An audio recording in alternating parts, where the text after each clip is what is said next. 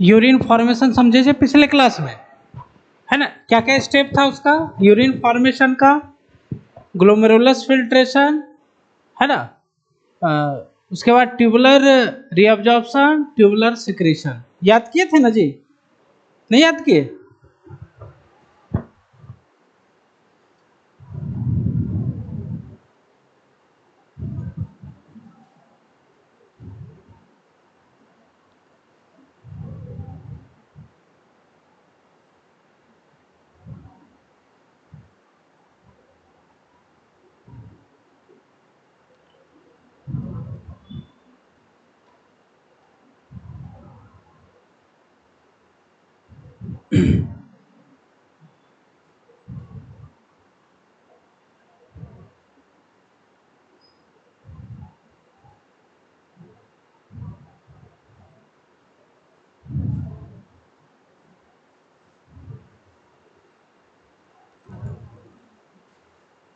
बहुत स्लो चल रहा है।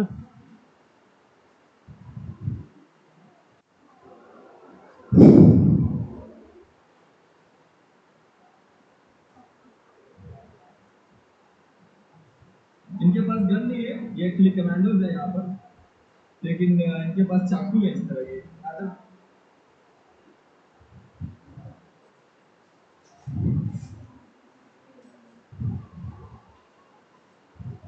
चलो बाद में किया जाएगा, टाइम होगा।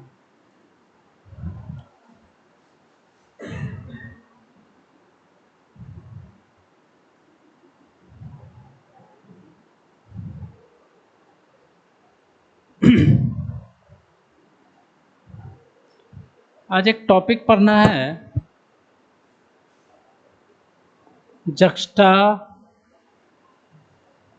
Glomerulus, juxta glomerulus apparatus, juxta glomerulus apparatus, इसको कहा जाता है जेजी एपेरेटस। देखो ये नेफ्रॉन के अंदर ही बन जाता है, जैसे ये आपका बोमेंस कैप्सूल, ये पीसीटी, ये लूप ऑफ हेनले, और ये डीसीटी, और ये कलेक्टिंग डक्ट, है ना? एक्चुअली में ये जो डीसीटी होता है, ये दिखाने के लिए इतना अलग दिखाया गया है। ये जो डीसीटी है ना, ये बोमेंस कैप्सूल के मुंह के पास होता है, इस तरह से। अगर आप रियल का फिगर देखोगे तो ये हो गया आपका पीसीटी, ये लूप ऑफ हेनले, है ना? और ये डीसीटी जो होता है वो इसके मुंह के पास होता है और ये इधर से आ जाता है। मतलब ये बोमेंस capsule, PCT, loop of Henley और डीसीटी। डीसीटी जो कॉइल्ड होता है ना, वो एक्चुअली में ये इसके जस्ट पीछे होता है। समझ रहे बात? ये जस्ट इसके पीछे होता है। ये आपको समझाने के लिए बुक्स में क्या होता है, इसको अलग कर दिया जाता है। लेकिन ये वाला जो मुंह है ना, ये देखो ऐसे होता है। मतलब डीसीटी जो होता है वो बोमेंस कैप्सूल के से सटा हुआ रहता है, ग्लोमेरुलस से यहाँ पर सटा रहता है। एफरेंट एफरेंट आर्टेरियोल है। तो ये डीसीटी एक्चुअली में पीछे से इस तरह से होता है। हम लोग क्या करते हैं, समझने के लिए सबको अलग करके ऐसे करके रखे होते हैं, ठीक है? जैसे आप लोग एनसीईआरटी में, एनसीईआरटी है किसी के पास? देना एनसीईआरटी। देखो अगर गौर से देखे होगे आपने एनसीईआरटी को, हालांकि अपने पास भी है एनसीईआरटी, तो यहां पर देखो एनसीईआरटी आप देख रहे हो, ये ग्लोमेरुलस बोमेंस कैप्सूल, ये पीसीटी और ये डीसीटी दिख रहा है। इन्होंने नीचे दिखाया है। एक्चुअली में ये जो डीसीटी होता है, यह जाकर के बोमेंस कैप्सूल के माउथ के पास पीछे से, देखो पीछे दिखाया गया है ना, पीछे से सटा हुआ रहता है। लेकिन चूंकि आप लोग को समझाने के लिए फिगर में क्या करते हैं, डीसीटी को इधर लिख देते हैं, पीसीटी इधर लिख देते हैं। तो डीसीटी और ये ग्लोमेरुलस एक विशेष प्रकार का स्ट्रक्चर बनाता है जिसको कहा जाता है जेजी एपेरेटस, है ना? और ये जेजी एपरेटस दो तरह का हार्मोन सिक्रेट करता है, एक रेनिन होता है और एक एरिथ्रोपोइटिन होता है। दो तरह का हार्मोन सिक्रेट करता है। तो डीसीटी और ग्लोमेरुलस का पार्ट जो होता है एक्चुअली में ये एफरेंट आर्टेरियोल और इफरेंट आर्टेरियोल है ना, ये तीनों डीसीटी और एफरेंट इफरेंट आर्टेरियोल मिलकर के जेजी ग्लोमेरुलर एपरेटस बनाते हैं। इसको हम लोग फिगर से समझते हैं, इसको समझ गए ना कि किसके किसके बीच में स्ट्रक्चर बनता है, डीसीटी और ग्लोमेरुलर कैप्सूल। जैसे यहां पर हमने फिगर बना दिया,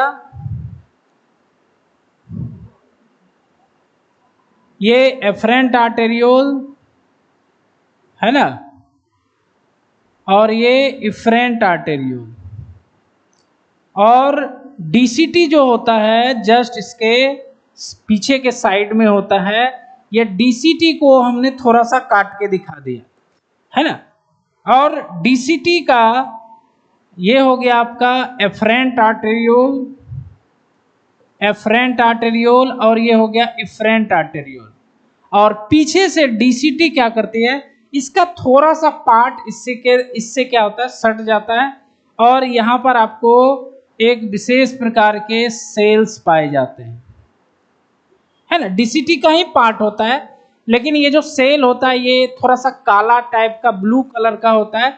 इस विशेष प्रकार के सेल को कहा जाता है मैकुला डेंसा, मैकुला डेंसा। और एफरेंट आर्टेरियोल और इफरेंट आर्टेरियोल का भी कुछ पार्ट जो होता है, वह कुछ कोशिकाएं जो होती है वह इस तरह से इससे अटैच हो जाती है। थोड़ा हमने दूर दिखाया है, बट ये जो होते हैं ये आपस में अटैच हो जाते हैं। होता है ना, कोई चीज किसी में चिपक जाता है तो अलग चीज बन जाता है। ये इसका पार्ट, ये जो पार्ट है, ये जो सेल्स होते हैं, इसको कहा जाता है juxta glomerulus cell, juxta glomerular cell. JG cell और मैकुला डेंसा ये दोनों मिलकर ही जेजी एपरेटस बनाते हैं। एपरेटस मतलब आप लोग समझ रहे हो कि कोई बर्तन होता है, तो ये जेजी एपरेटस है। इसका काम है हार्मोन सिक्रेट करना, है ना। नया चीज कुछ नहीं है, ये डीसीटी है, ये डीसीटी है, और ये एफरेंट और इफरेंट आर्टेरियोल दोनों का मिक्स कोशिकाएं होती है जिसको जेजी सेल बोलते हैं, है ना। और यह एक विशेष प्रकार का हार्मोन स्रावित करता है। तो यहां पर हम लोग लिख सकते हैं JG apparatus made bye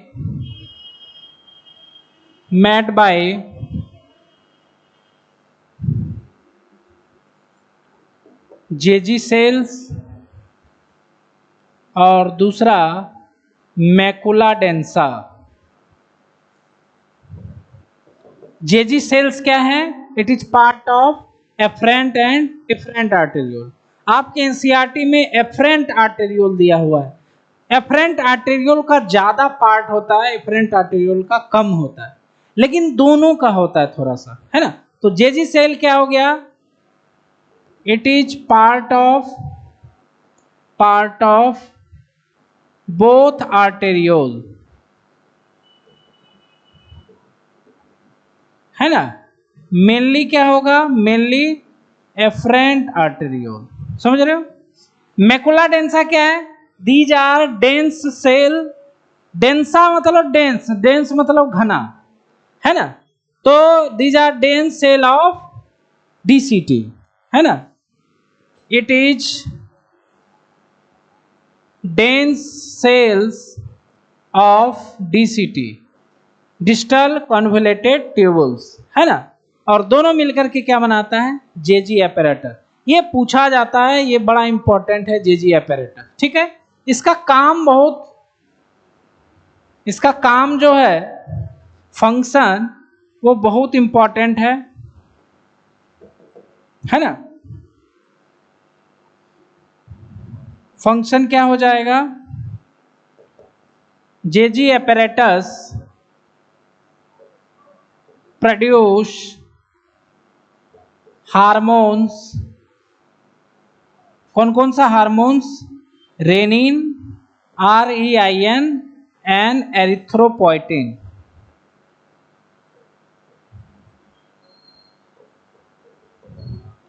erythropoietin दोनों हार्मोन इंपॉर्टेंट होते हैं। रेनिन जो है हमारा GFR को बैलेंस करता है। GFR पिछले क्लास में पढ़े थे, ग्लोमेरुलर फिल्ट्रेशन रेट, मतलब यूरिन को छानने का जो रेट होता है ग्लोमेरुलस के द्वारा, उसको ये मैनेज करके रखता है। क्योंकि GFR हमारे शरीर का गड़बड़ होते रहता है, उसको बैलेंस करने का काम इसका होता है। एरिथ्रोपोइटिन हार्मोन, इसका काम होता है आरबीसी का फॉर्मेशन का, ब्लड का फॉर्मेशन करना, है ना, आरबीसी फॉर्मेशन। यहां पर एरिथ्रोपोइटिन को अगर तोड़ कर देखोगे, एरिथ्रो मतलब याद होगा आपको, एरिथ्रोसाइट्स मतलब क्या होता है, आरबीसी, इसका मतलब क्या होता है, आरबीसी। पोइटिन मतलब फॉर्मेशन करना। तो यह एक ऐसा हार्मोन है जो आरबीसी फॉर्मेशन करता है। जब हम लोग माँ के गर्भ में होते हैं तो शुरुआत में 1-2 मंथ में हड्डी का निर्माण नहीं होता है। तो आप लोग जानते हो कि ब्लड का निर्माण बोन मैरो में होता है, हड्डी के अंदर होता है। लेकिन शुरुआती भ्रूण अवस्था में हड्डी नहीं होता है हमारी बॉडी में, माँ के गर्भ में, तो यही हार्मोन आरबीसी का निर्माण करता है। जब हड्डी का निर्माण हो जाता है बॉडी में शिशु के अंदर, तब ये इसका काम खत्म हो जाता है, फिर बोन मैरो ब्लड का निर्माण करता है।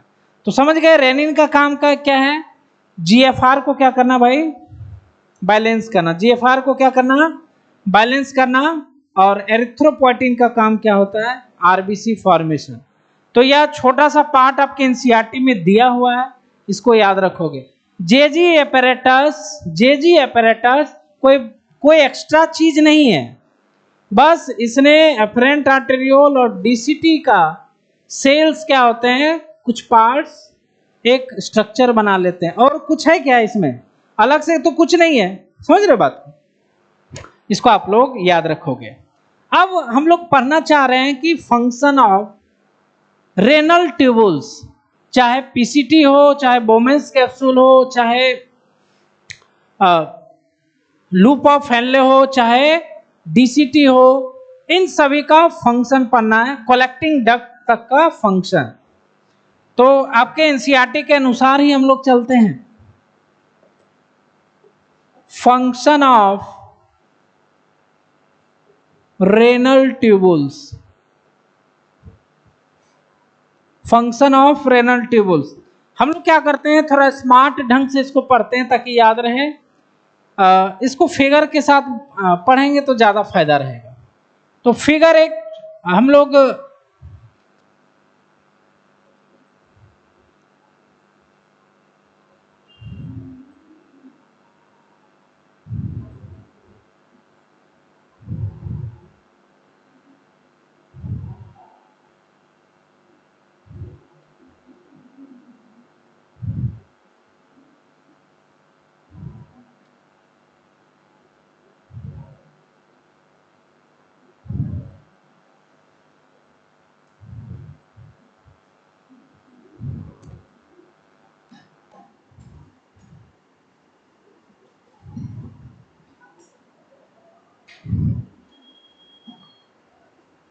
ये हो गया बोमेंस कैप्सूल, सबको याद है बोमेंस कैप्सूल। ये क्या हो जाएगा भाई, ये क्या हो जाएगा, पीसीटी। बोल नहीं रहे तुम लोग भाई,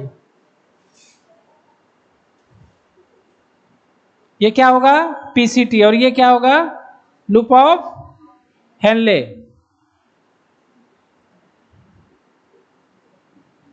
डिसेंडिंग लिम्ब, बता सकते हो इसको, डिसेंडिंग मतलब क्या होता है, डिसेंडिंग क्यों बोलते हैं। हाँ, फिल्ट्रेट जो होगा छन्ने के बाद किधर जाएगा, इसीलिए इसको नीचे वाला कहते हैं लिम्ब। और इधर फिल्ट्रेट किधर जाएगा, ऊपर के साइड में, इसीलिए इसको बोलते हैं असेंडिंग लिम्ब।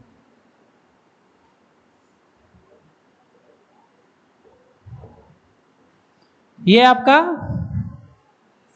डीसीटी और ये आपका collecting duct. Collecting duct nephron का पार्ट नहीं है, याद रखना, ये नेफ्रॉन का पार्ट नहीं है, नेफ्रॉन पार्ट डीसीटी तक ही है, कलेक्टिंग डक्ट। ठीक है, अब देखो इसमें फंक्शन हेडिंग डाला है, तो पहले हम लोग इसको पढ़ते हैं। फंक्शन क्या है रेनल ट्यूबुल्स का? सबसे पहले बोमेंस कैप्सूल में क्या आता है, फिल्ट्रेट आ जाता है, यूरिन छन के आ जाता है। ध्यान रखो, यूरिन हम बार बार जरूर बोलते हैं, लेकिन डीसीटी के बाद कलेक्टिंग डक्ट में जब आ जाता है फिल्ट्रेट, तब उसको यूरिन कहा जाता है।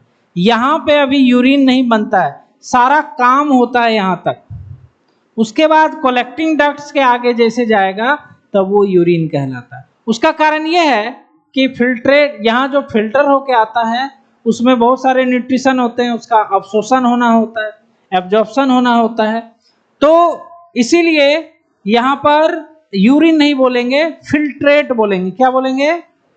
फिल्ट्रेट, फिल्ट्रेट, फिल्ट्रेट, फिल्ट्रेट, बोलते जाओ, फिल्ट्रेट, यहाँ भी फिल्ट्रेट, यहाँ भी फिल्ट्रेट, यहाँ भी फिल्ट्रेट, यहाँ पर यूरिन हो जाएगा। क्या हो जाएगा?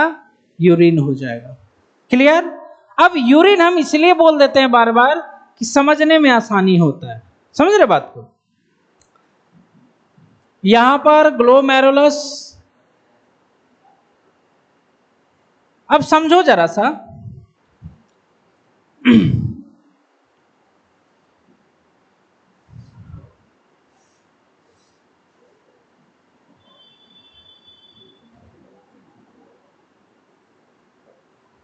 आप लोग को पिछले क्लास में बताए थे कि नेफ्रॉन दो प्रकार का होता है, एक कॉर्टिकल नेफ्रॉन और एक है ना जक्स्टा मेडुलरी, ज्यादातर बोलते हैं, ग्लोमेरुलस नहीं बोलते हैं, जक्स्टा मेडुलरी नेफ्रॉन। दोनों नेफ्रॉन में बीसी हो, पीसीटी हो, डीसी हो, ये सारे कहां प्रेजेंट होते हैं? कॉर्टेक्स में। कहां प्रेजेंट होते हैं? कॉर्टेक्स। याद है आपको, किडनी का ये कॉर्टेक्स याद होगा, ये वाला, और मेडुला यहाँ पे। ठीक है, तो यहां पर ये कॉर्टेक्स है।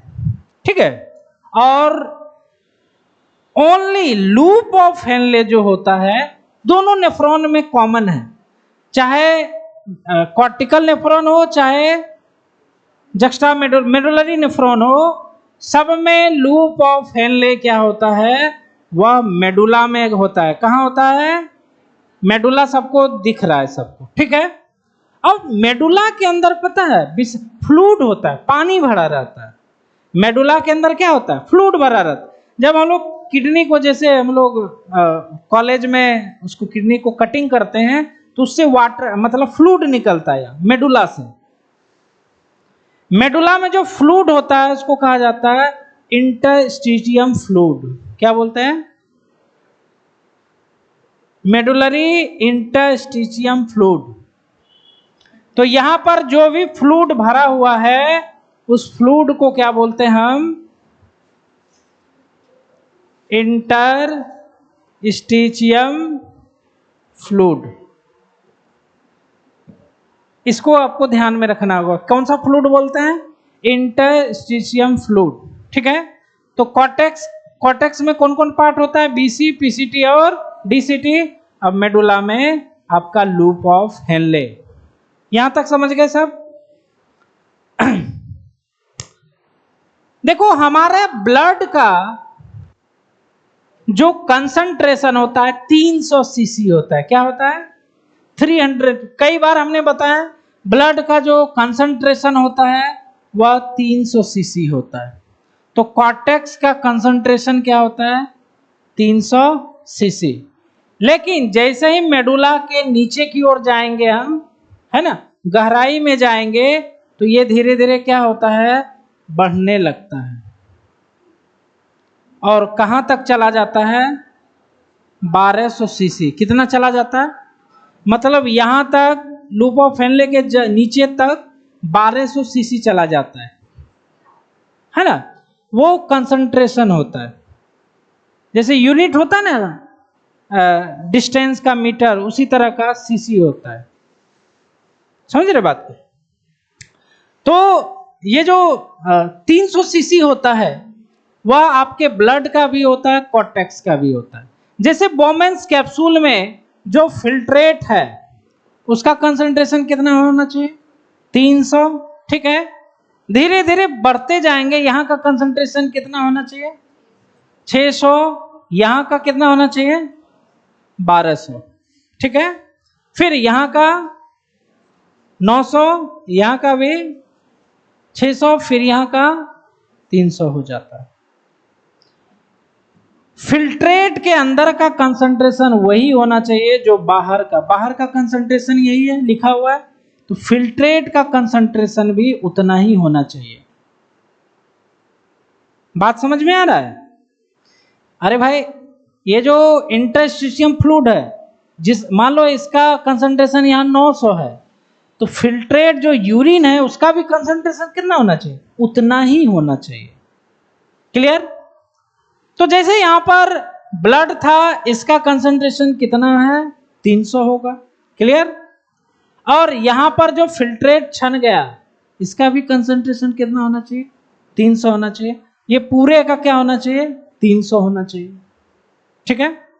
तो बोमेंस कैप्सूल जो होता है यहां पर छनता है, तो है ना। अब देखो, हम लोग फंक्शन की बात कर रहे हैं, तो जो भी चीजें हैं, PCT, descending limb, ascending limb, DCT, ये सभी एब्जॉर्प्शन का काम करती है, या तो एब्जॉर्प्शन या सिक्रीशन, दो ही काम बताए थे। तो देखो, बोमेंस कैप्सूल सॉल्ट का एब्जॉर्प्शन नहीं करती है, ना तो यह वाटर का एब्जॉर्प्शन करती है। बोमेंस कैप्सूल एब्जॉर्प्शन नहीं करता है, समझ रहे हो? ना वाटर का एब्जॉर्प्शन करता है। लेकिन जैसे ही आप पीसीटी के पास आओगे, तो पीसीटी वह सॉल्ट का भी अवशोषण करती है और वाटर का भी अवशोषण करती है। सॉल्ट कौन कौन से होने चाहिए? देखो, जैसे यह एक्टिव एब्जॉर्प्शन करता है, जैसे ग्लूकोज का पिछले क्लास में लिखाए थे, एमिनो एसिड का, है ना, उसके बाद आयन का SCO3 माइनस, है ना, H+, है ना, सोडियम प्लस। उसके अलावा पैसिव एब्जॉर्प्शन होता है, पैसिव एब्जॉर्प्शन में वाटर हो जाता है, N2 वेस्ट हो जाता है ना। तो इन सब को एब्जॉर्प्शन करता है। तो पीसीटी का काम सॉल्ट का भी एब्जॉर्प्शन करना और वाटर का भी एब्जॉर्प्शन करना। सॉल्ट का एक और नाम क्या होता है? सॉल्ट को हम लोग इलेक्ट्रोलाइट भी कहते हैं। क्या बोलते हैं? सॉल्ट समझते हो? जैसे NaCl वगैरह सब सॉल्ट होते हैं, नमक, इलेक्ट्रोलाइट्स। बीसी क्या करता है? ना सॉल्ट का एब्जॉर्प्शन करता है, ना वाटर का। अब पीसीटी जो है वह सॉल्ट का भी एब्जॉर्प्शन करता है और वाटर का एब्जॉर्प्शन करता है। क्लियर? अब कहां चलते हैं? लूप ऑफ हेनले के पास। तो इसका डिसेंडिंग लिम्ब वाटर का एब्जॉर्प्शन करता है। क्या करता है? वाटर का एब्जॉर्प्शन करता है, बट सॉल्ट का नहीं करता है। क्लियर? असेंडिंग लिम्ब यह सॉल्ट का एब्जॉर्प्शन करता है, लेकिन वाटर का एब्जॉर्प्शन नहीं करता है। यहां पर हम लोग सॉल्ट का मतलब यहां पर मेनली क्या याद रखना है? NaCl। क्या याद रखोगे? NaCl। तो आपके एनसीईआरटी में देखना है, यहां पर NaCl लिखा हुआ है। ठीक है।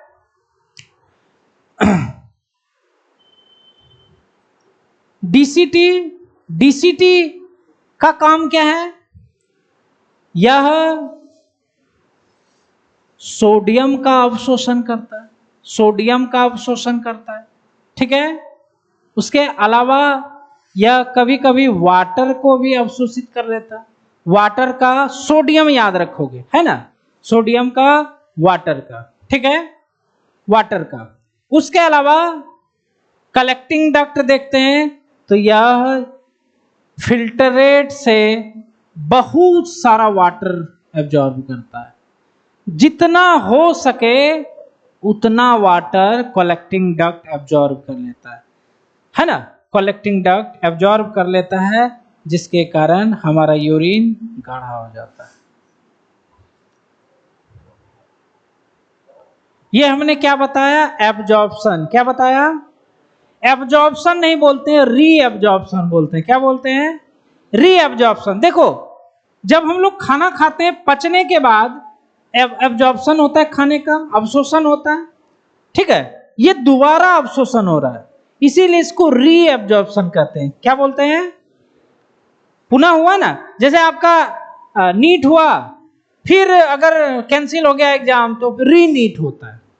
पहले पीएमटी होता था, 2016 या 15 में देखे थे, नीट का पेपर लीक हो गया था, तो फिर से दोबारा एग्जाम हुआ था, तो उसको री नीट बोला गया था, री, है ना, पीएमटी।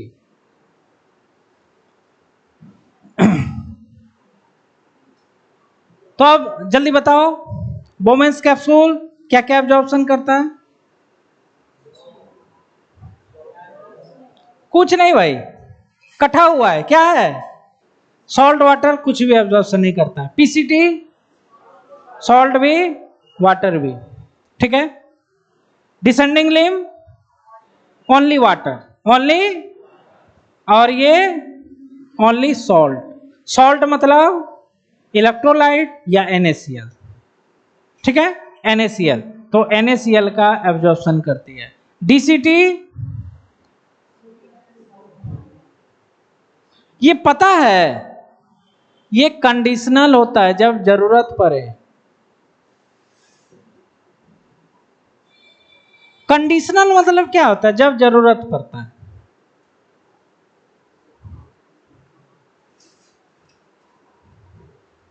जैसे आप लोग जरूरत पड़ता है तो पढ़ लेते हैं, है ना, मतलब कभी मन हो गया, जरूरत हो गया, है ना, कि किताब उल्टा लिया जाए तो क्या होता है, पढ़ाई हो जाती है, उसको कहते हैं कंडीशनल। पढ़ाई लिखाई अलग चीज हो गया, हमारे लाइफ से जुड़ा हुआ कोई चीज नहीं है, समझ रहे बात को, पढ़ाई अलग चीज हो गया, एडिशनल चीज हो गया, है ना, तो उसको कहा जाता है कंडीशनल। तो डीसीटी सोडियम का अवशोषण कब करेगा, हमेशा करेगा या कभी कभी करेगा? क्या करेगा, कभी कभी, कंडीशनल। वाटर का कभी कभी। तो आखिर उसको कभी कभी करेगा तो उसको करवाएगा कौन, है ना। तो जैसे हम लोग पढ़ते नहीं है, उसके बाद मान लो घर जाना होता है, 2-3 महीना या 1 महीना बीत गया, पढ़ाई नहीं किए रूम में, फिर घर जाने का टाइम आ गया, फिर सोचते हैं कि कौन सा मुंह लेके जाएंगे माँ बाप के पास, है ना, पढ़ाई लिखाई किए नहीं है, तो क्या करते हैं, 1-1 घंटा पढ़ के थोड़ा कॉन्फिडेंस ले लेते हैं, ये करते हैं ना, कॉन्फिडेंस जागृत कर देते हैं, मतलब पढ़ लेते हैं, मतलब कोई प्रेशर हो गया। तो यहां पर सोडियम को अवशोषण करने के लिए एक हार्मोन होता है जिसको कहा जाता है अल्डोस्टेरोन। पढ़ेंगे हम लोग हार्मोन के बारे में। अल्डोस्टेरोन डीसीटी के पास आता है और ये क्या करवाता है, सोडियम का एब्जॉर्प्शन कराता है। जब हमारे शरीर में सॉल्ट की कमी हो जाती है तब अल्डोस्टेरोन क्या करता है, सोडियम को एब्जॉर्प्शन कराने लगता है। समझ रहे हो। और पानी कब होता है, पानी एक हार्मोन होती है जिसका नाम है एडीएच। क्या नाम है, एंटी डायूरेटिक हार्मोन। ये सब आगे हम लोग पढ़ेंगे। एडीएच क्या करता है, यहाँ इसको स्टिमुलेट करता है डीसीटी को, जिसके कारण यह पानी को एब्जॉर्ब, मतलब दोनों को कोई कह रहा है तभी ना अवशोषण कर रहा है, इसीलिए क्या कहलाता है, कंडीशनल। क्या कहलाता है, कंडीशनल। अब कलेक्टिंग डक्ट इतना सारा पानी, जैसे मान लो तुम पढ़ने लगे, अब तो क्या होगा कि पढ़ने लगे तो पढ़ते पढ़ते बहुत ज्यादा, जो पढ़ने लगता है वो खूब पढ़ता है, समझ रहे हो। तो थोड़ा सा पढ़ाई के लिए अरे भाई सब कोई पढ़ना चाहता है, पढ़ नहीं पाता है ना। तो पढ़ने के लिए कुछ ना कुछ ऐसा ढूंढना चाहिए, जैसे जो पढ़ाई से डिस्ट्रैक्ट कर रहा है उस चीज को हटा देना चाहिए, और कुछ मोटिवेशन वगैरह कोई अगर सेलेक्ट हो गया, मोटिवेट कर दिया, तो क्या होता है और ज्यादा पढ़ने लगते हैं। तो यहाँ पर कलेक्टिंग डक्ट इतना सारा वाटर एब्जॉर्ब कर रहा है, तो इसके लिए एक हार्मोन होता है जिसका नाम क्या है, एडीएच, वही वाला हार्मोन, एंटी डायरेटिक हार्मोन। ये क्या करता है, इस पे लगा रहता है, जिसके कारण ये वाटर का एब्जॉर्प्शन करता है। जैसे आपके फादर हैं, है ना, पढ़ाई के लिए लगे हुए हैं, है ना। पढ़ाई के लिए गार्जियंस का भी रोल बहुत अच्छा है, बहुत मतलब अहम भूमिका होता है। जैसे गार्जियन आपको पढ़ने के लिए भेजे हैं और कोई लक्ष्य के लिए भेजे हैं कि पढ़ाई करोगे तो हम लोग का भी, है ना, दिन समय अच्छा हो जाएगा, तो वो मोटिवेट करते रहेंगे वैसे गार्जियन। कुछ गार्जियन ऐसे भी होते हैं, पढ़ने भेज दिए हैं, पढ़ेगा क्योंकि कोई कमी नहीं है। लेकिन वैसे गार्जियन जिनके पास उतना आमदनी नहीं है, उतनी संपत्ति नहीं है, आपका पढ़ाई ही उनके लिए सब कुछ है, तो वो आपको हमेशा मोटिवेट करते रहते, डांटते रहते हैं, है ना।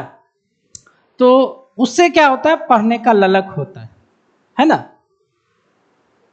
तो यहां पर वही चीज एडीएच एक गार्जियन के टाइप का होता है कलेक्टिंग डक्ट के लिए, ये इसको बार बार स्टिमुलेट करते रहता है, जिसके कारण ये वाटर का एब्जॉर्प्शन करता है ना। तो कलेक्टिंग डक्ट बहुत सारा वाटर को एब्जॉर्प्शन करता है।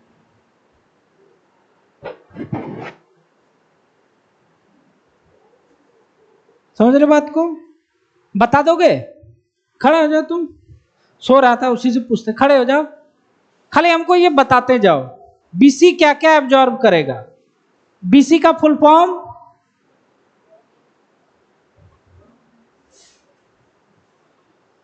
भूल गए? कल आए थे ना क्लास? अच्छा, ये तो नहीं आया था। बैठ जाओ बैठ जाओ। तो क्लास तुम लोग नहीं आते, वीडियो भी नहीं देखते हो, छोड़ देते हो, कैसे काम चलेगा? जो बैठ जाओ, तुम खड़ा हो जाओ। बीसी मतलब शॉर्ट में लिखे हैं, शॉर्ट बोमेंस कैप्सूल, क्या हो गया बताओ, तुम ही खड़ा हो जाओ। बोमेंस कैप्सूल क्या क्या एब्जॉर्ब करता है? कुछ नहीं, सही बात, कुछ नहीं एब्जॉर्ब करता है। बैठ जाओ, तुम बैठ गया, तुम खड़ा हो जाओ। पीसीटी क्या एब्जॉर्ब करता है? दोनों करता है, क्या क्या? Salt and H2O। H2O मतलब पानी, H2O मतलब पानी एब्जॉर्ब करता है। देखो सॉल्ट में क्या क्या करता है, जैसे ग्लूकोज करता है, उसके बाद ए मतलब एमिनो एसिड, ए मतलब, उसके बाद Sc3O minus H plus sodium plus, इन सब को एक्टिव रूप से एब्जॉर्प्शन करता है। और वाटर और नाइट्रोजन वेस्ट यूरिया को किससे करता है? पैसिव, अवशोषण कर लेता है ना। उसके बाद बताओ डिसेंडिंग लिम्ब, H2O। H2O के लिए परमेबल होता है, सॉल्ट नहीं करता है। असेंडिंग लिम्ब सॉल्ट को एब्जॉर्ब, सॉल्ट मतलब NaCl, सॉल्ट मतलब NaCl। DCT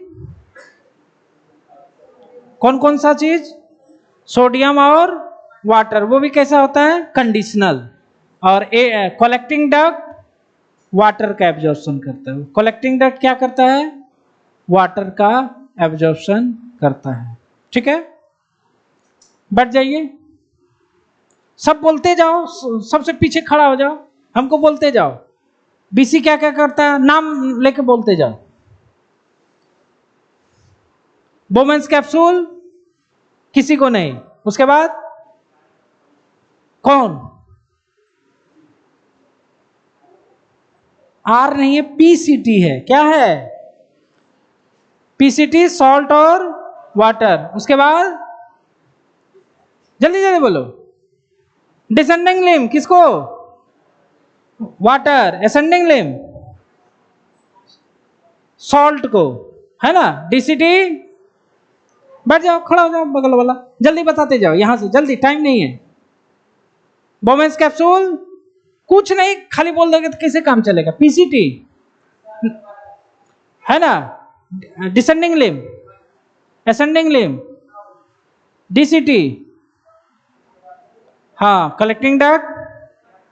जल्दी खड़ा हो जाओ, जल्दी बोलो नाम के साथ, कुछ नहीं मत बोलना है, कौन कुछ नहीं, क्या BC मतलब बोमेंस कैप्सूल, PCT, हाँ हम बोल रहे हैं। नाम बताओगे, नाम जोर से बोलो, जोर से। जल मतलब नाम क्या बताओगे, क्या जल, क्या है, डिसेंडिंग लिम्ब क्या है, क्या एब्जॉर्ब कर रहा है, उसके बाद बताओ। असेंडिंग लिम्ब क्या एब्जॉर्ब कर रहा है, जल्दी जल्दी बोलो, कौन, नाम बताओ भाई। DCT है, क्या है, कलेक्टिंग डक्ट बता दोगे, खड़ा हो जाओ, जल्दी जल्दी बताते जाओ। हाँ,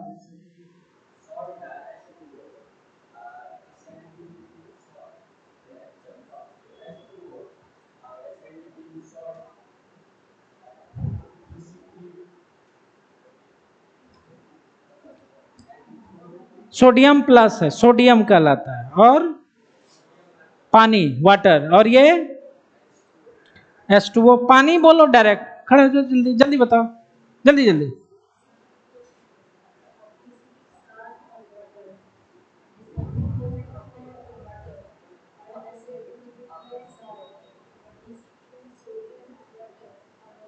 हाँ बैठ जाओ, खड़े हो जाओ, जल्दी जल्दी जल्दी बताओ, बहुत जरूरी है। अब बिना देखे बोलना है ना, बिना देखे बोल दोगे।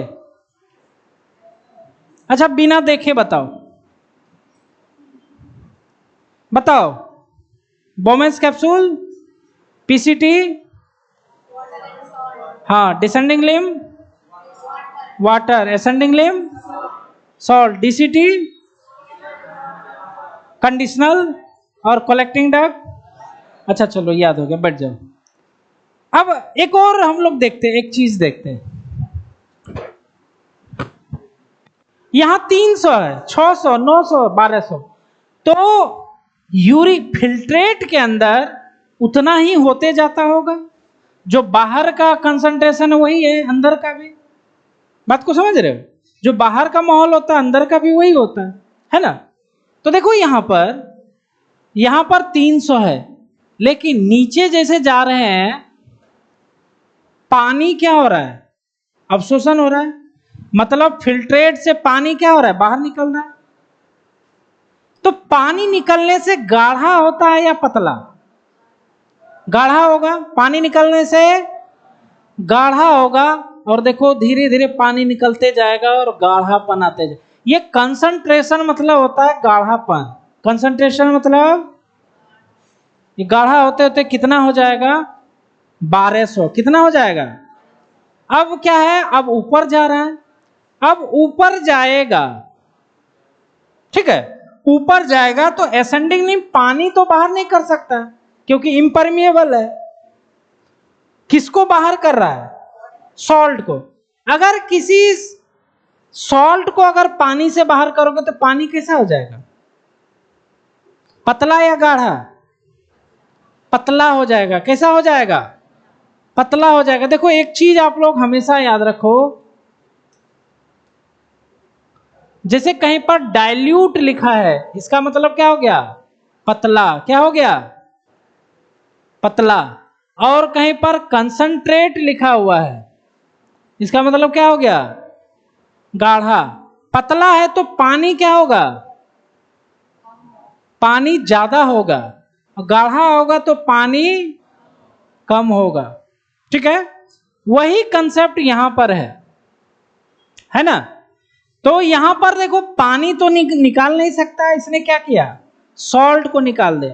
सॉल्ट को अगर निकालोगे, मतलब शरबत से अगर चीनी निकालोगे तो शरबत कैसा हो जाएगा, पतला होगा ना जी, तो यहां पर देखो पतला, फिर से पतला होने लगा। 1200 से कितना हो जाएगा? 900, 800, 700 और क्या होगा? 600। देखो सॉल्ट लगातार ये निकालते जा रहा है और लास्ट में क्या होगा?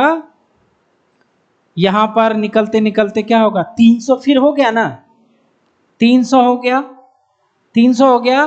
तो यहां पर भी देखो ये कंडीशनल एब्जॉर्प्शन करा रहा है, हरदम नहीं हो रहा है।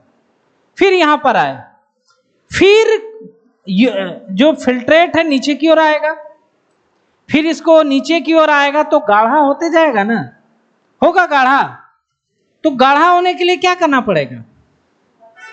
पानी निकाल दीजिए वहां से। समझ रहे बात को, कंसेप्ट? पानी निकाल दिया तो ये क्या होगा? कंसंट्रेट हो जाएगा। ठीक है। हमारा ब्लड का कंसंट्रेशन कितना है और यूरिन का कितना हो जाएगा? 1200। कितना गुना गाढ़ा हो गया? 4 गुना। बताए थे ना, जितना पे छना था वो 300 पे और निकला कितना पे? 1200। तो यूरिन हमारा 4 गुना ज्यादा गाढ़ा होता है ब्लड के से। तो गाढ़ा होने का तरकीब अभी समझाएंगे, है ना, वो वाला पढ़ना आपको, गाढ़ा होने का तरकीब कैसे कंसंट्रेट हो जाता है। तो ये आपको समझ में आ गया मोटा मोटी, है ना। तो इसका फंक्शन लिखेंगे हम लोग। पीसीटी बोमेंस कैप्सूल कुछ नहीं कर रहा है, मतलब फंक्शन पढ़ रहे हैं, मतलब फंक्शन यहां पर या तो एब्जॉर्प्शन है या सिक्रीशन है। ठीक है। तो एक एक करके पढ़ते हैं। पीसीटी लूप ऑफ हेनले में डिसेंडिंग लिम्ब, असेंडिंग लिम्ब, है ना, डीसीटी। तो यहां पर हम लोग अब देखो लिख सकते हैं हम लोग, सॉल्ट यहां पर लिखे ना समझने के लिए, तो यहां पर सोडियम NaCl लिख सकते हो सॉल्ट के जगह पे। हर जगह से हो रहा है, बात को समझ रहे हो? तो NaCl हम लोग लिख सकते हैं। सबसे ज्यादा एब्जॉर्प्शन कौन कर रहा है देख के बताओ? पीसीटी कर रहा है या लूप ऑफ हेनले कर रहा है या डीसीटी कर रहा है? डीसीटी कर रहा है, पीसीटी कर रहा है। लिखा हुआ एनसीईआरटी में 70 से 80% एब्जॉर्प्शन कौन करता है? पीसीटी करता है। सबसे कम एब्जॉर्प्शन कौन कर रहा है? सबसे कम ये करता है। डीसीटी और भी करता है, उसको लिखाएंगे, है ना, ये करता है, लेकिन सबसे कम कौन करता है? कहां एब्जॉर्प्शन? पानी का एब्जॉर्प्शन करना कोई एब्जॉर्प्शन हुआ जी? एब्जॉर्प्शन मतलब सॉल्ट वगैरह, आयंस वगैरह उसको करना। तो सबसे कम कौन करता है? Loop of Henley. सबसे ज्यादा कौन करता है? पीसीटी, डीसीटी और ये सब। तो ये तो उसका पार्ट है ही नहीं। तो एक एक करके लिखा जाए इसको। लिखेंगे तो आपको देखते भी रहना है, उसको समझते भी रहना है। तो पहला लिखेंगे फंक्शन, पहला पीसीटी। पीसीटी में बताया था आपको, पीसीटी का जो दीवार है इस पे बहुत छोटे छोटे माइक्रोविलाई प्रेजेंट होते हैं, जो कि अवशोषित करने, सरफेस एरिया बढ़ा देते हैं और एब्जॉर्प्शन करने में हेल्प करते हैं। ठीक है। तो पीसीटी क्या लिखेंगे? PCT wall contains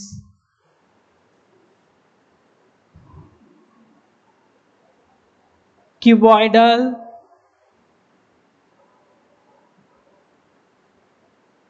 brush border epithelium lining due to microvilli। अच्छा देखो, इसको फिगर से समझा देंगे तो क्लियर हो जाएगा। ये देखो पीसीटी का जो इनर वॉल होता है ना, क्यूब समझते हैं आप लोग? क्यूब मतलब होता है लूडो का छक्का, क्यूबॉइडल होता है। तो ये ऐसा होता है, लूडो का छक्का देखे ऐसा होता है। कितना फेस होता है उसका? 6 गो होता है, 8 गो होता है कि 6 गो होता है? यहाँ पे कितना होगा जी? 1 2 3 4 5, हाँ 6 हो गया, 6 हो गया। क्यूबॉइडल इस तरह का सेल होगा, और उसमें पता है इस तरह का जो सेल होगा उसके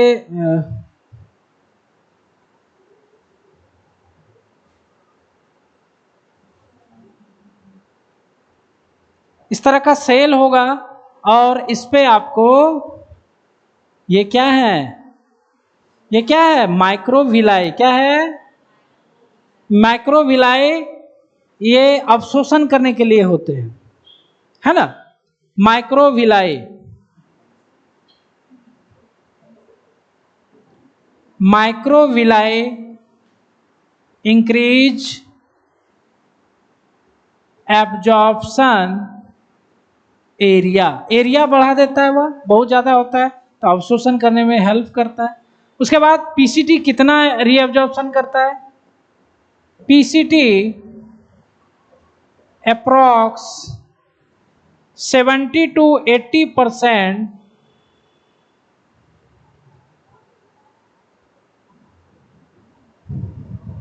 फिल्ट्रेट रीअब्जॉर्ब्स, है ना। पीसीटी लगभग 70 से 80% फिल्ट्रेट को क्या करता है? रीअब्जॉर्ब। री मतलब समझ रहे हैं ना सब लोग? बच्चा नहीं समझता री क्यों लगा रहे हैं, एब्जॉर्ब डायरेक्ट लिखते हैं। री मतलब एक बार आपके पेट में अवशोषण हो चुका है, ये दोबारा हो रहा है दूसरे जगह, किडनी के अंदर, इसलिए इसका बार बार क्या बोलते हैं? रीअब्जॉर्प्शन। याद रखोगे 70 से 80%। ठीक है, यहां पर पीसीटी क्या करता है? ये जो एब्जॉर्प्शन होता है, जो रीअब्जॉर्प्शन होता है वह दो तरीकों से होता है, एक्टिव और दूसरा पैसिव। एक्टिव मतलब जब रीअब्जॉर्प्शन में एनर्जी लगे, एक्टिव। और जब पैसिव का हिंदी कोई जानता है? इसका मतलब होता है निष्क्रिय। इसका मतलब क्या होता है? सक्रिय। सक्रिय मतलब ऊर्जावान, निष्क्रिय मतलब निठल्ला। तो एक्टिव एब्जॉर्प्शन किसका किसका होता है? ग्लूकोज का, है ना, ग्लूकोज का, एमिनो एसिड का, और आयंस। आयंस जैसे पोटेशियम, सोडियम,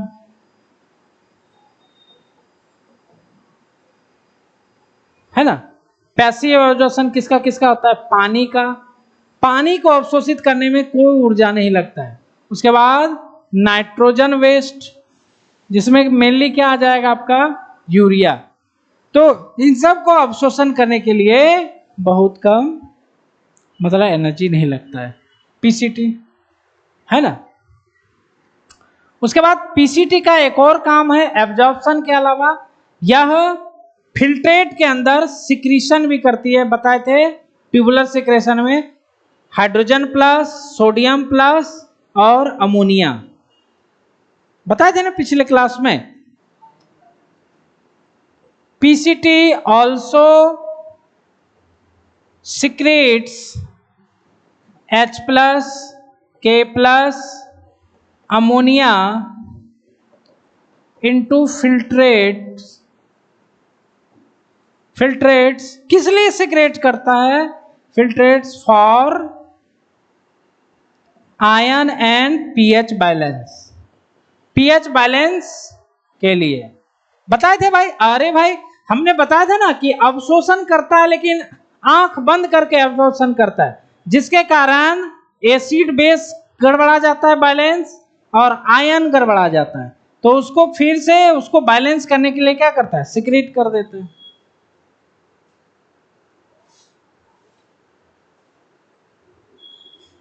बताए थे ना भाई, वो आलू वाला, इधर 1 किलो बटखरा है, इधर आलू रखा हुआ है, आलू क्या हो गया? कम हो गया है। तो क्या करोगे? मतलब आलू मान लो है इसमें, नीचे चला गया, तो आलू क्या करता है? दुकानदार निकालता है, फिर देखता है कि ज्यादा कम हो गया, 900 ग्राम हो गया, फिर आलू रख देता है। हम ही लोग वैसे करते हैं ना जी। तो इसको बैलेंस करता है, सिक्रीट्स करता है। तो यह हो गया पीसीटी का वर्क। क्या हो गया?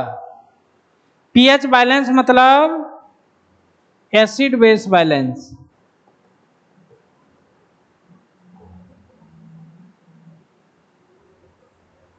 एसिड बेस बैलेंस, ये हो गया पीसीटी। पीसीटी के बाद लूप ऑफ हेनले।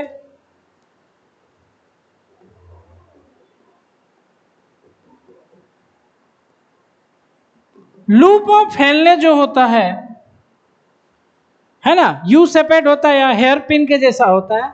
इसका ये मिनिमम एब्जॉर्प्शन करता है, बहुत कम रीअब्जॉर्प्शन करता है, लेकिन इसका काम क्या है, कंसंट्रेट कर देना यूरिन को। जैसे आप देख रहे हो कि यही ना कंसंट्रेट कर रहा है यूरिन को, फिल्ट्रेट को कंसंट्रेट कौन कर रहा है? अरे भाई वाटर निकला तो गाढ़ा हो गया ना, कंसंट्रेट मतलब तो गाढ़ापन कहाँ हो रहा है, पतलापन गाढ़ापन, ascending descending loop of Henle है ना दोनों।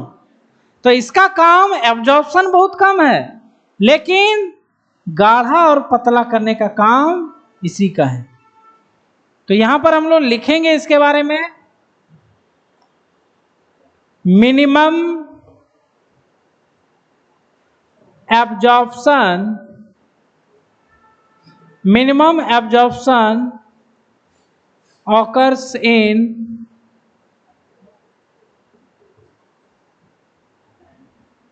ठीक है। फिर ये करता क्या है, लूप ऑफ हेनले कंसंट्रेशन करता है ना, कंसंट्रेशन को बैलेंस करता है ना, मेडुलरी इंटरस्टिशियम फ्लूइड में।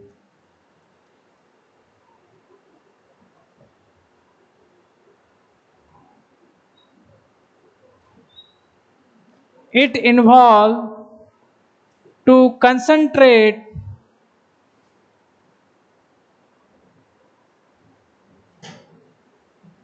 Medullary interstitium fluid.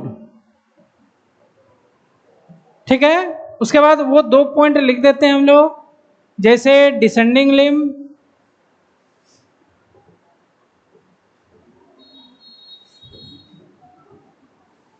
Permeable to water, permeable होता है, आने जाने देता है, लेकिन एसेंडिंग लिम्ब क्या होता है,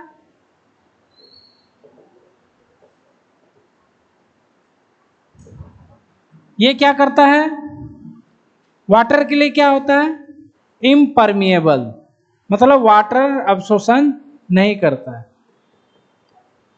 सॉल्ट के लिए देखा जाए, आप लोग अभी देखे थे जस्ट, सॉल्ट के लिए अगर देखा जाए है ना, डिसेंडिंग लिम्ब सॉल्ट के लिए क्या था, इम्परमिएबल।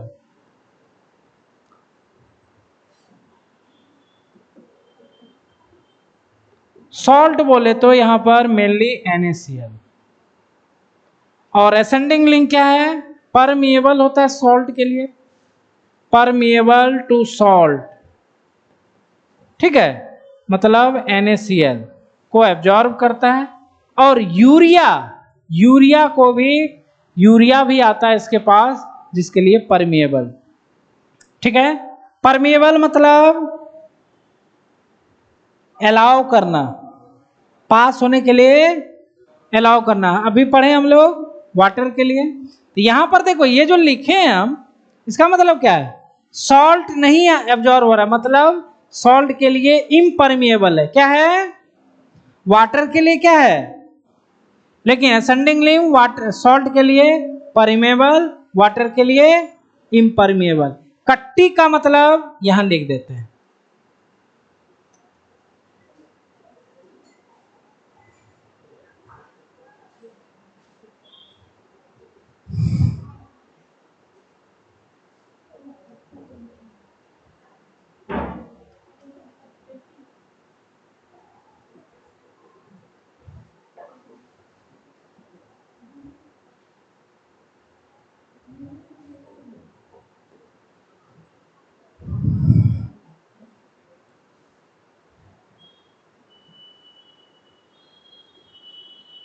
सही मतलब, परमिएबल मतलब क्या होता है, किसी चीज को आने के लिए अलाउ करना, इम्परमिएबल मतलब अलाउ नहीं करना। समझ रहे बात को? तो ये हो गया permeable and impermeable.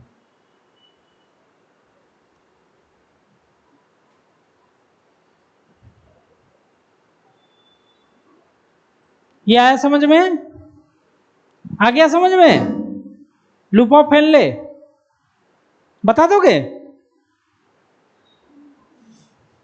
Loop of Henley क्या काम करता है? एब्जॉर्प्शन कम या ज्यादा? मिनिमम लिखा हुआ है, मिनिमम मतलब कम, मिनिमम मतलब बहुत कम, है ना? मेन काम क्या है इसका? क्या करना? कंसंट्रेशन करना, है ना? मेडुला का कितना कंसंट्रेशन होता है? 600 से लेकर के 1200, उसको बढ़ा देना, इसी का काम है। डिसेंडिंग लिम वाटर, असेंडिंग लिम सॉल्ट, ठीक है? हाँ देखो इधर मेडुलरी इंटरस्टिशियल फ्लूइड यहां पर लिखे थे, मतलब बैठ जाओ, मतलब मेडुला के अंदर जो फ्लूइड भरा हुआ है इसी में ये तैरते रहता है। मेडुला के अंदर जो फ्लूइड भरा हुआ रहता है उसको कहा जाता है मेडुलरी इंटरस्टिशियम फ्लूइड। कॉर्टेक्स में नहीं होता है, कहाँ होता है? मेडुला में।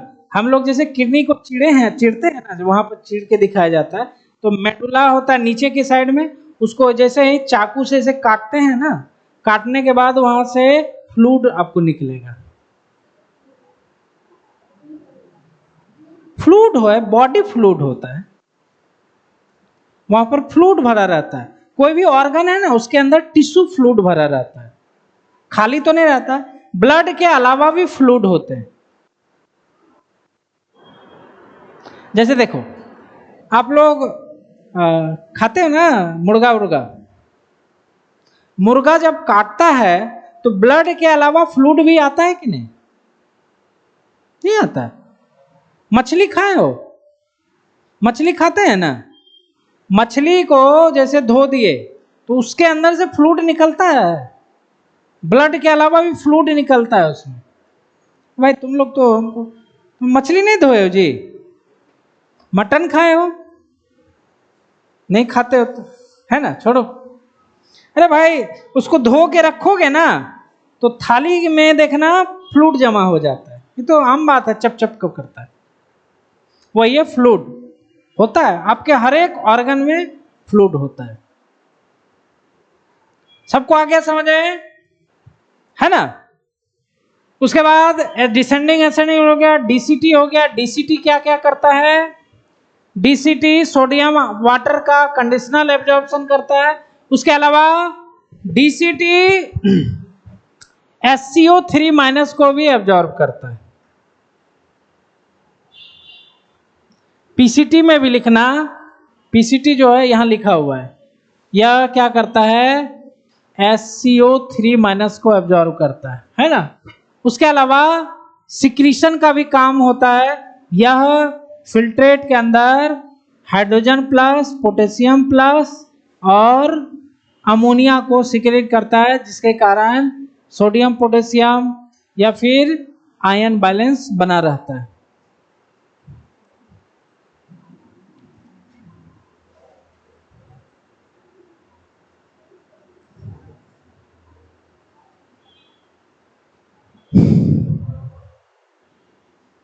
DCT distal convoluted tubules. DCT क्या करता है? It conditional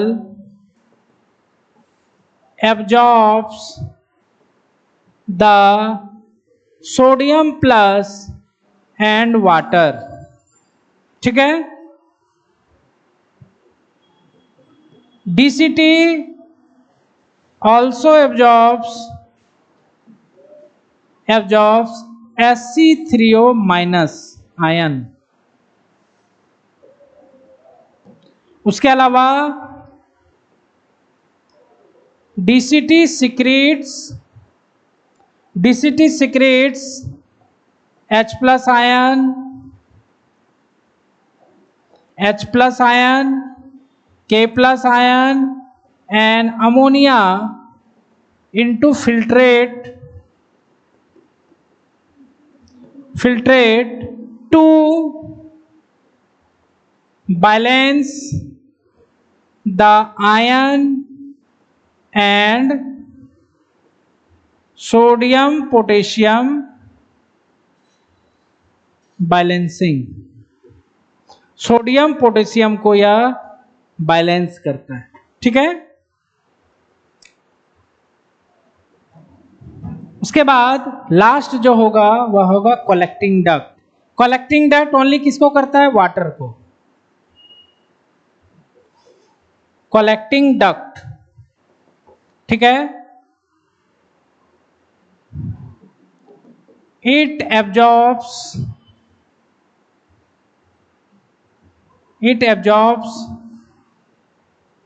maximum water from filtrate to form urine का निर्माण हो जाता है ना। Collecting duct also work influence of ADH, है ना। ADH मतलब क्या होता है? ADH hormone. ADH का फुल फॉर्म याद रखोगे?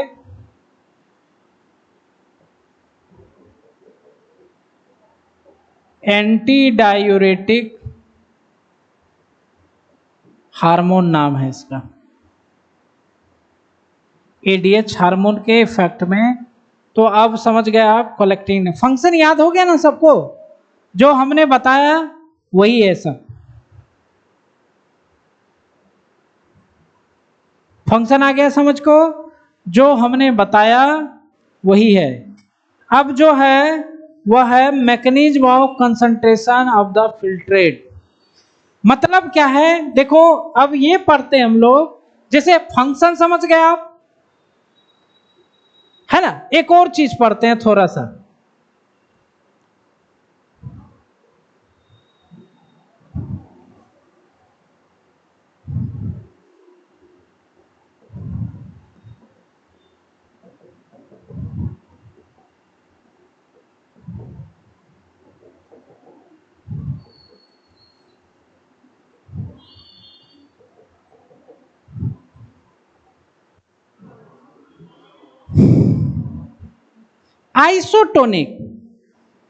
आइसोटोनिक मतलब होता है, जैसे मान लो,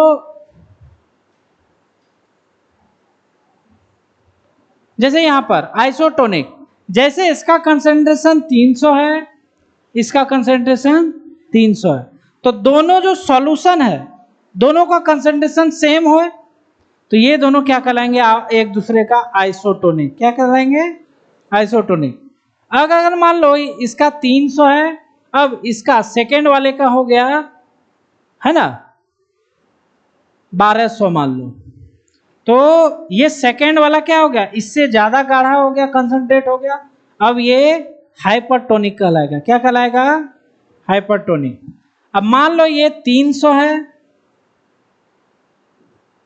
अब ये हो गया 200, क्या कहलाएगा? हाइपोटोनिक।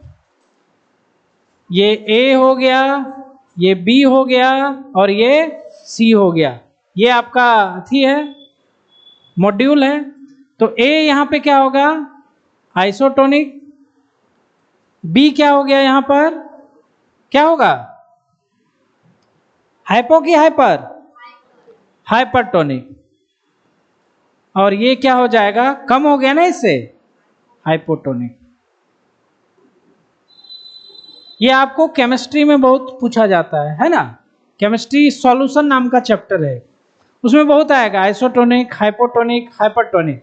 तो आइसोटोनिक मतलब क्या होता है? आइसोटोनिक मतलब क्या होता है?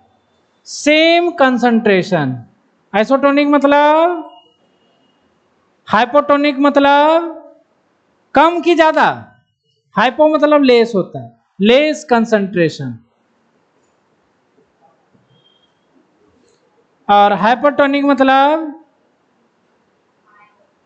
हाई, मोर कंसंट्रेशन, है ना।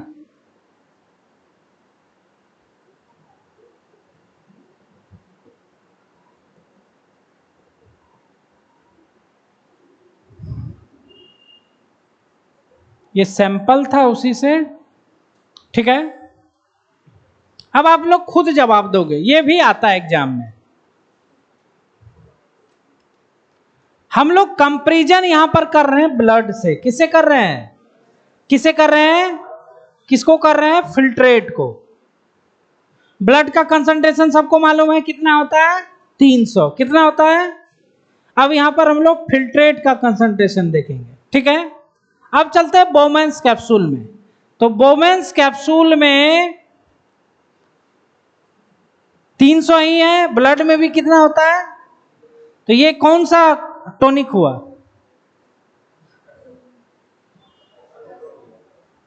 आइसोटोनिक। क्या होगा, अब ऐसा कोई कलर चूज करते हैं,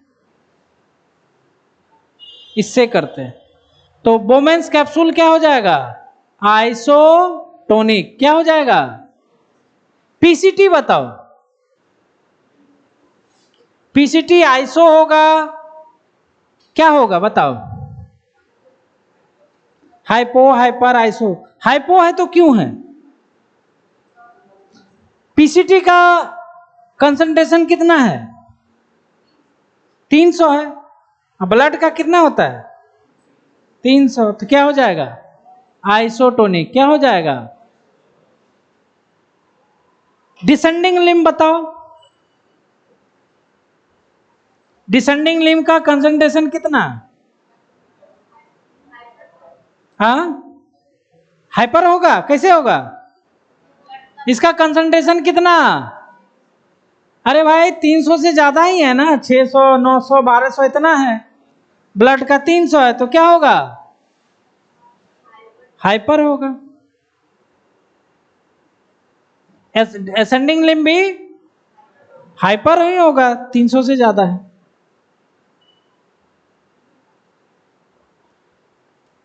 डीसीटी क्या होगा, आइसो होगा, क्या होगा, क्यों होगा, 300 है। अरे भाई इधर लिखा हुआ है इसका, इधर तो लिखा हुआ है ना सबका, लेकिन देखो 300 भले है, लेकिन डीसीटी में क्या हो जाता है कि यहां पर पानी के साथ सोडियम भी निकलता है, जिसके कारण देखा जाता है कि इसका कंसंट्रेशन थोड़ा कम हो जाता है प्लाज्मा से। 300 भले दिख रहा है, लेकिन ये कैसा हो जाता है, थोड़ा कम हो जाता है 300 से, समझ रहे हो, इन दोनों के चक्कर में, जिसके कारण ये क्या हो जाता है, हाइपोटोनिक। कैसा हो जाता है, मतलब थोड़ा सा ही कम होता है, ज्यादा कम नहीं होता है। तो ये हो गया, तो ये आप लोग याद रखोगे, बोमेंस कैप्सूल आइसो, पीसीटी आइसो, ये दोनों हाइपर, हाइपो, खत्म। समझ में आ गया, इसको आप लोग 2 मिनट देखो, इसको एकदम गौर से यहां से देखो क्या हो रहा है, सीक्रेट ये सब पढ़ो, इसको गौर से देखो, क्योंकि इसको पढ़ो, क्योंकि अभी जो पढ़ाएंगे वह काउंटर करंट मैकेनिज्म है, उसको समझने के लिए ये सब आपके माइंड में होना चाहिए। इसको 2-3 मिनट देखो इसको।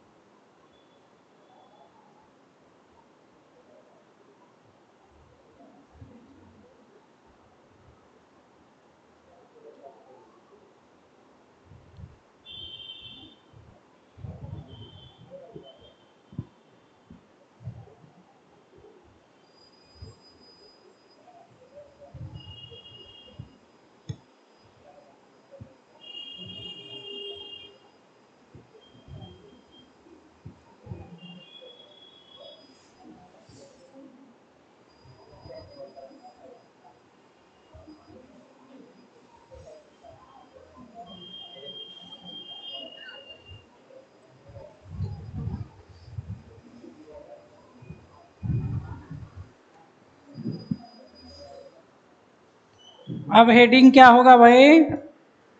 Mechanism of concentration of filtrate. मतलब अब देखो पढ़ना क्या है उसको समझ लो। ये जो 300, 600, 900 जो हो गया, ये जो कंसंट्रेशन हो रहा है ये होता कैसे है? मतलब यहाँ 300 था, यहाँ 1200 हो गया, कैसे हुआ? उसी को पढ़ेंगे कि आखिर कैसे कंसंट्रेट हो जाता है, जिसके कारण हमारे यूरिन भी क्या होता है, 4 गुना कंसंट्रेट हो जाता है, उसी को पढ़ते हैं। तो हेडिंग क्या होगा? जाहिर सी बात है हेडिंग क्या होना चाहिए?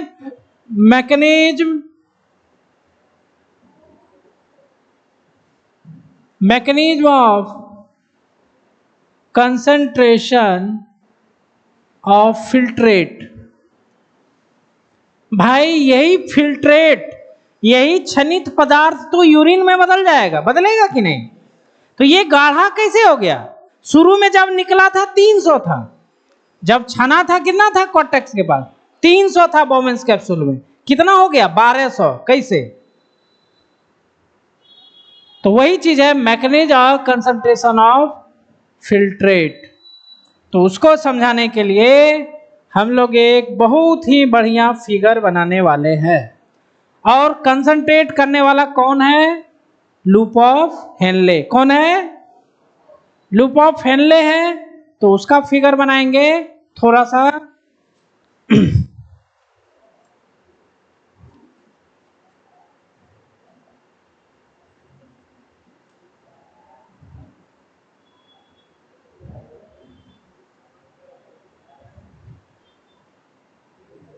ये लूप ऑफ हेनले है,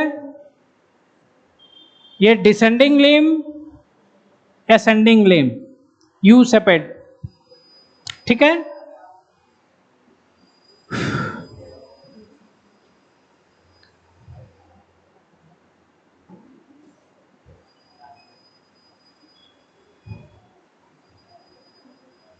ये हो गया डिसेंडिंग लिम और ये हो गया असेंडिंग लिम।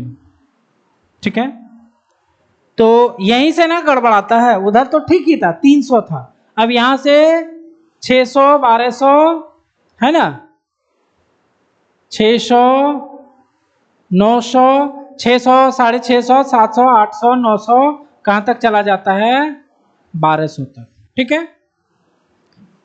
यहां पर डिसेंडिंग लिम आप सब लोग जानते हो, ये जो डिसेंडिंग लिम है यह वाटर को क्या करता है? एब्जॉर्ब कर लेगा। क्या होगा? वाटर को एब्जॉर्ब करना स्टार्ट कर देता है।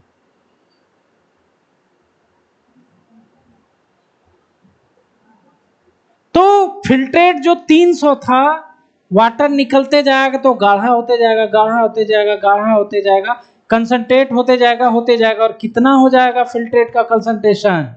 कितना हो जाएगा? 1200। कितना हो गया? हो गया ना? फिर ये यहां तो कांस्टेंट चला। उसके बाद धीरे धीरे क्या होगा? जैसे जैसे ऊपर जाएगा असेंडिंग लिम, तो असेंडिंग लिम में क्या होगा? वाटर तो नहीं एब्जॉर्ब करता है, यह क्या करेगा?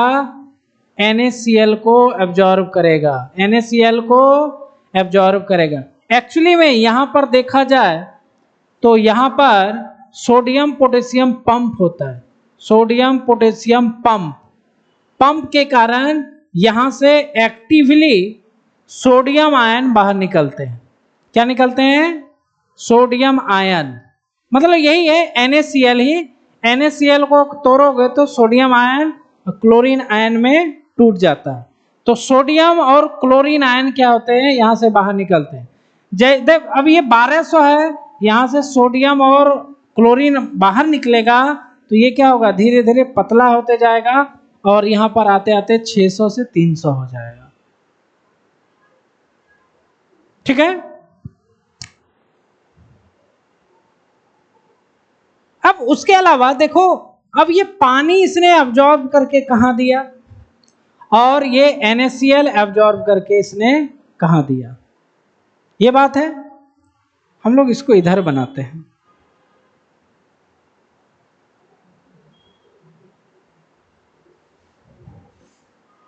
इसको क्या करते हैं? इधर बनाते हैं।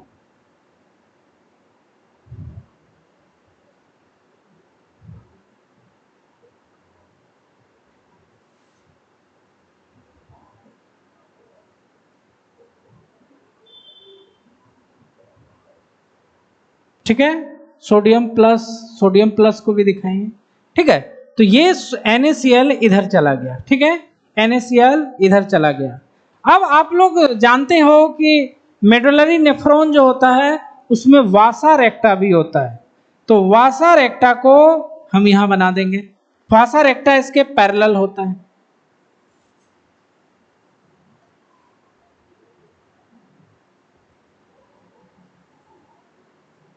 ठीक है, वासा रेक्टा याद होगा आपको, इधर से आता था और इधर से ऊपर चढ़ता था कि नहीं?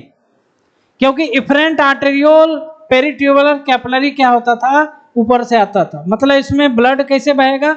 ये वासा रेक्टा है। ये क्या है?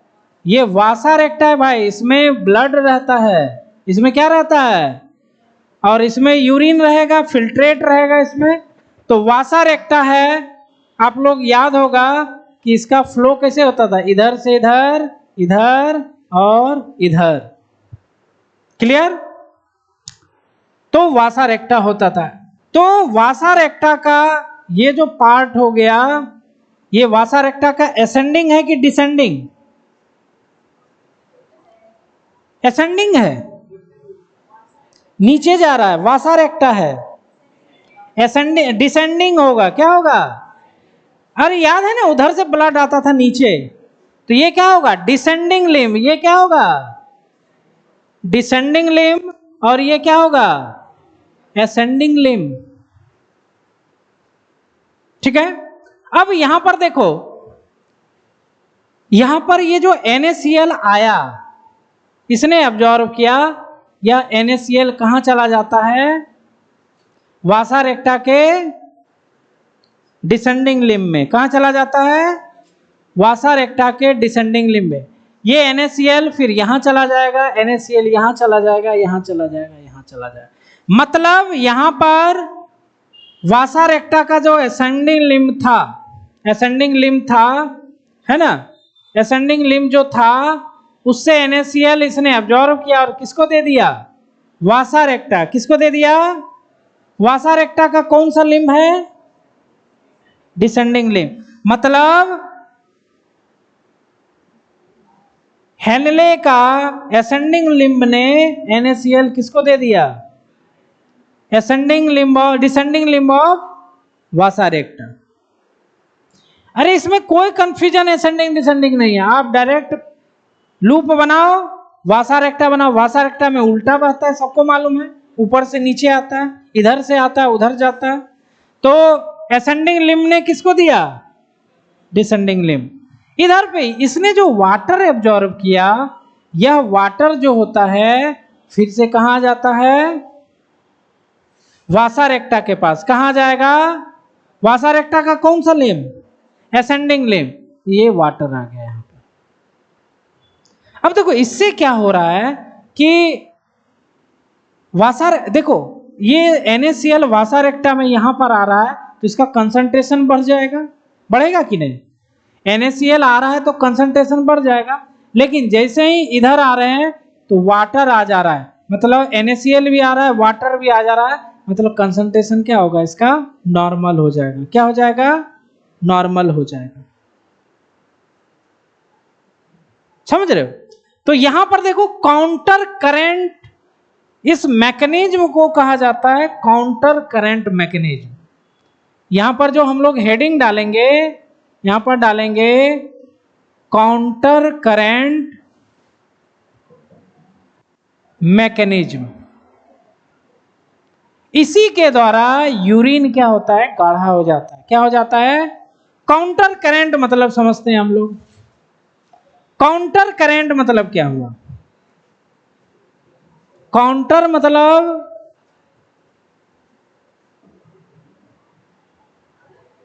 मतलब होता है अपोजिट, और करंट मतलब क्या होता है? धारा। धारा, करंट इलेक्ट्रिसिटी का भी होता है, पानी का भी होता है। तो यहां पर क्या है? पानी है। यहां पे क्या है? पानी का धारा। तो यहां पर फ्लोइंग होगा, फ्लो, उल्टा फ्लो होना, अपोजिट फ्लो। अब इसको बंद करते हैं, वासा रेक्टा को, खाली लूप ऑफ हेनले को देखते हैं। क्या डिसेंडिंग लिम्ब और असेंडिंग लिम्ब में उल्टा फ्लो हो रहा है? हो रहा है? अरे भाई, डिसेंडिंग लिम्ब में कहां जा रहा है?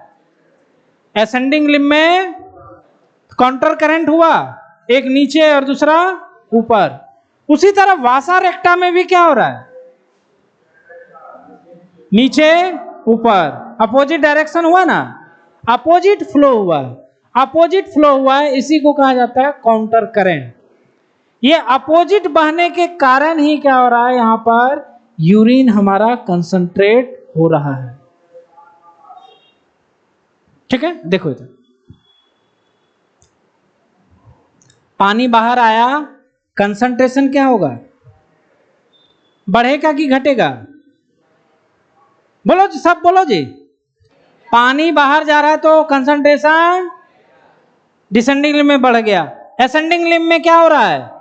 NaCl बाहर जा रहा है तो कंसंट्रेशन घटेगा, धीरे धीरे क्या हो गया? 600 आ गया। इसको समझ गए? इसको समझ गए?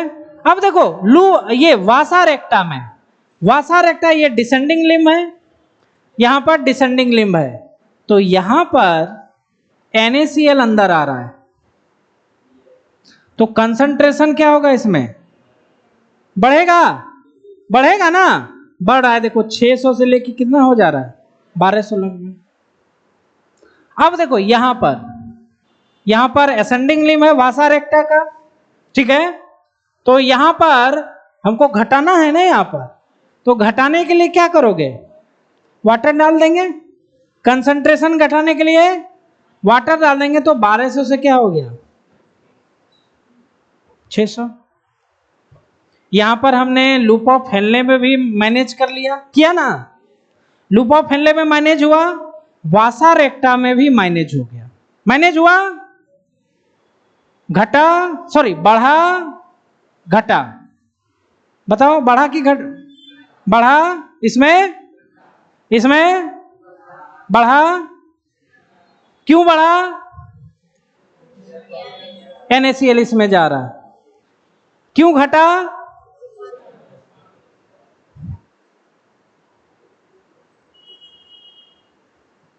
मैनेज हो गया।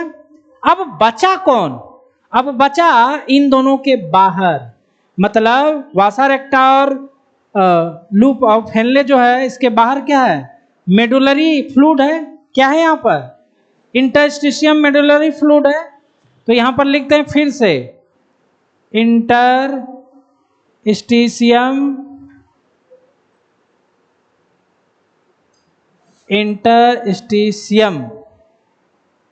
एक टी ज्यादा हो गया यहां पर, है ना।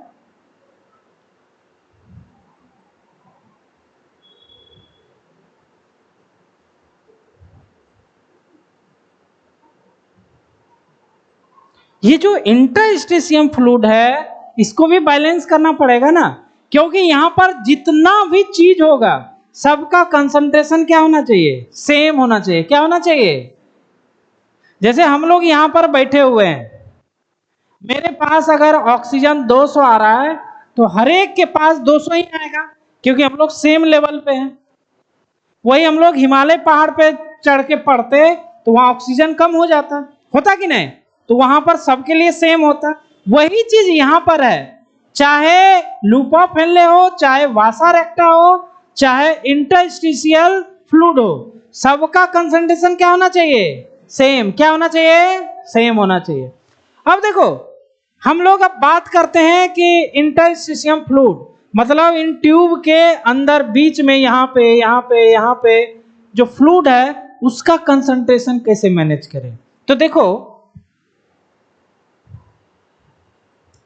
यहां पर वासा रेक्टा ने NaCl लिया, तो ये क्या करता है?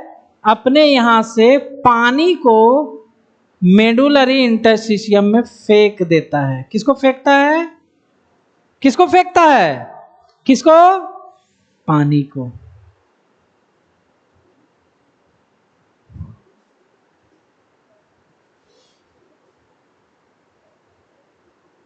पानी फेंक दिया,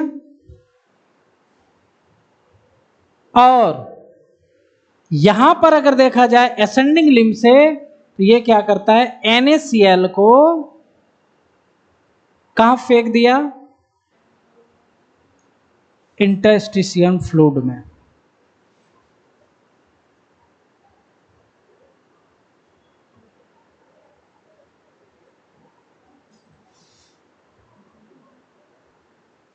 मतलब इसने अगर NaCl लिया तो क्या करेगा, वाटर छोड़ा, इसने अगर पानी लिया तो NaCl छोड़ दिया, उल्टा काम करता है। समझ रहे बात को, ये उल्टा काम ये देखो, ये फेंकने का क्या कारण है इसके लिए, किसके लिए,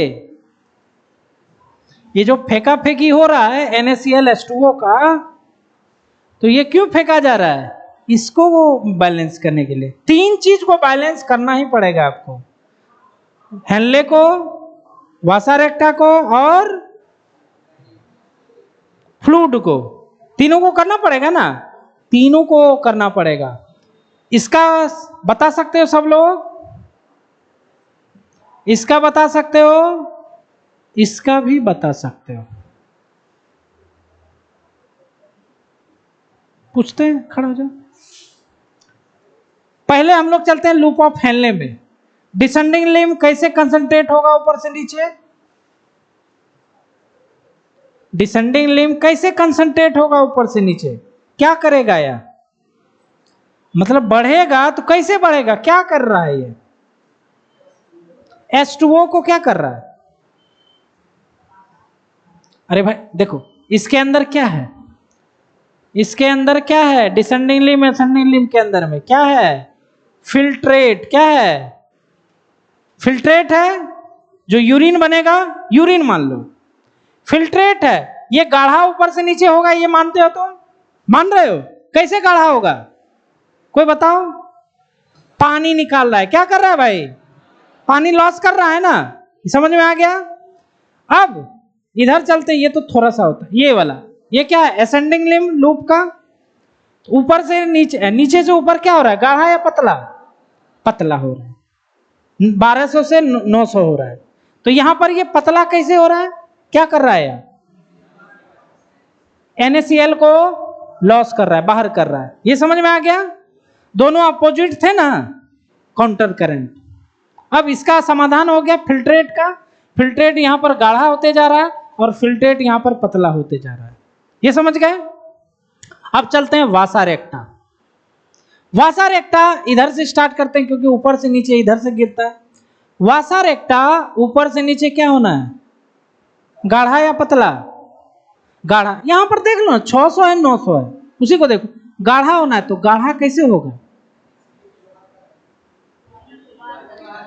ये क्या होगा, NaCl को ले लेगा, क्या करेगा, इसको अभी नहीं देखना, ये फेंक, इसका मत देखो, ये NaCl क्या करेगा, इससे गाढ़ा हो गया, ठीक है।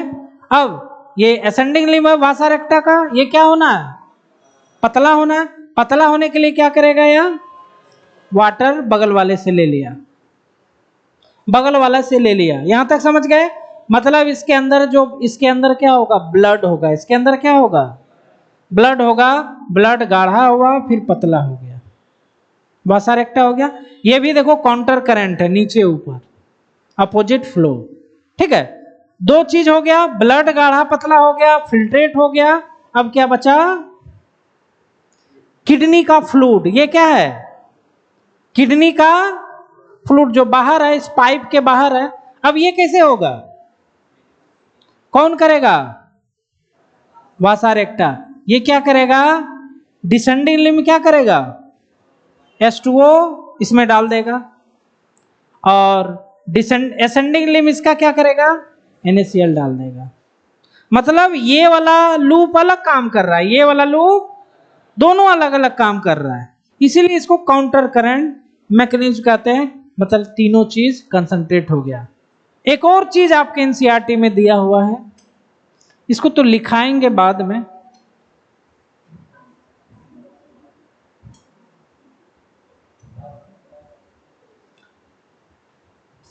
एक और चीज कुछ नहीं है, एक और चीज बस यही है, कलेक्टिंग डक्ट, कलेक्टिंग डक्ट है ना, कलेक्टिंग डक्ट का निचला जो भाग होता है वो, इसमें देखो यूरिया तो रहेगा भाई, क्योंकि यूरिन जो बनेगा तो यूरिया तो उसमें बहुत सारा होगा। ये क्या करता है, यहां से यूरिया लीक हो जाता है। कहां लीक हो जाएगा, यूरिया लीक हो जाता है। यूरिया जैसे ही लीक होगा, ये यहां पे आ गया, फ्लूइड में आ गया। कहां गया, इंटरस्टिशियम फ्लूइड में आ गया यूरिया। ये देखो गाढ़ा हो गया ना नीचे के साइड में, तो मेडुलरी इंटरस्टिशियम को ये गाढ़ा कर रहा है। लेकिन यूरिया हमेशा यहां नहीं रहेगा। ये यूरिया क्या होता है, एसेंडिंग लिंक के पास आता है, फिर ऊपर में फ्लो हो जाता है। तो ये बार बार होते रहता है। तो यूरिया यहां देखो, यहां आया, इसको गाढ़ा करने के लिए, गाढ़ा करने के लिए आया ना, इसको गाढ़ा कर देगा। इसको कुछ नहीं करेगा, खाली हम फ्लूइड का बात कर रहे हैं। यूरिया यहां आएगा, इसको गाढ़ा कर देगा, फिर गाढ़ा हो गया तो क्या होगा, इसमें चल जाएगा, फिर आते जाएगा यार। तो इस तरह से कंसंट्रेट हो गया। यहां पर जो यूरिन रहेगा, इसका कंसंट्रेशन कितना है, लगभग 1200 हो गया ना। इसको बोलते हैं काउंटर करंट।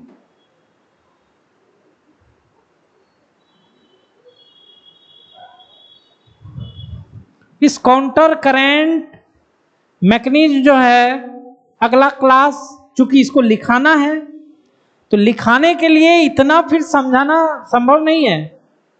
तो इसके लिए क्या करना है आपको, इसको एकदम याद करके आओगे। पहले इसी को पूछेंगे, इसको खोल करके याद सबको बताना है एकदम, है ना। याद करके आओगे, इसको फिर लिखा देंगे, इसको भूलना नहीं है, समझ रहे हो सभी लोग। तो आज का क्लास यहीं तक रहने देते हैं। इसको फिर एक बार थोड़ा सा बताएंगे, फिर इसको लिख लेंगे। फिर हम लोग लिखेंगे कि प्यास कैसे लगता है, पानी कम होता है तो क्या होता है, पानी ज़्यादा होता है तो क्या होता है, वो सारा चीज़ें पढ़ेंगे हम लोग, ठीक है। आज का क्लास यहीं तक रहने देते हैं।